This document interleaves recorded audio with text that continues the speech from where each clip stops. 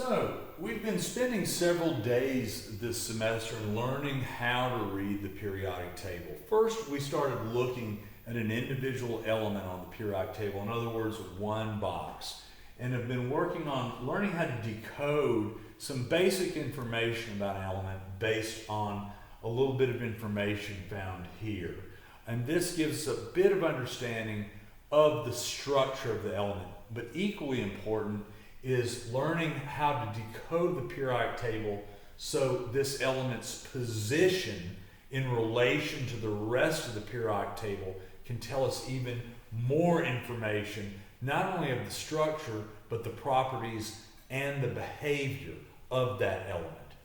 So I've made a list of various things that we should be able to figure out about bromine, our element of the day here, from the skills that we've been working on about what's going on within the square for bromine and out around the square when we look at where bromine is on the periodic table, ranging from the number of protons to its group name to whether we have a likely high or low boiling point, a lot high or low melting point, whether yes or no it's malleable, yes or no it's that it's a poor conductor of electricity, whether it's a cation or anion, its charge, and then these other things like the number of neutrons and electrons, mass, and so forth. So go ahead and pause the video right now and take a second and see if you can answer all of these identifiers about bromine based on what's in the square and where the square is.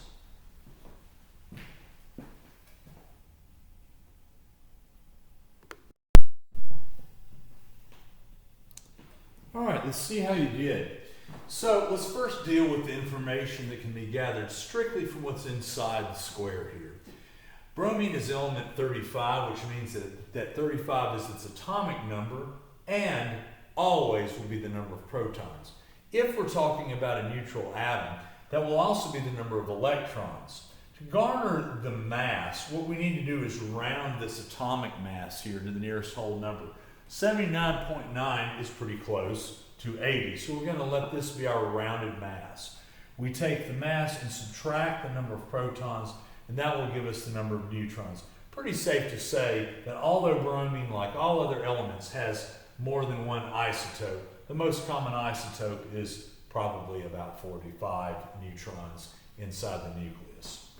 Now let's take a look at the position of where bromine is on the periodic table. It's to the right of the staircase, so we know that it's a non-metal.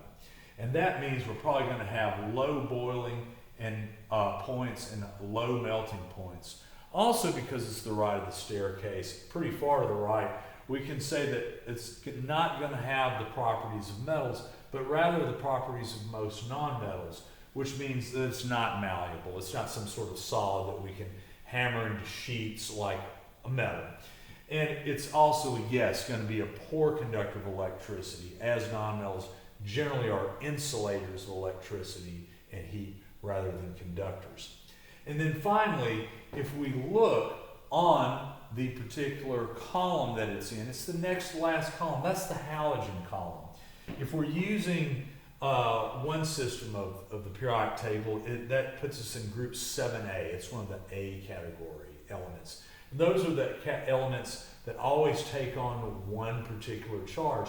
In this case, the ionic charge is -1. If we're using the system of taking just the number of columns from left to right, we have 18 columns, and this puts it at 17. And once again, because it is a non-metal, we assume that it is probably going to become an anion when it ionizes because it is more electronegative than the positive metallic side. And indeed, it does take on a -1 charge. A negative charge is always the sign of an anion.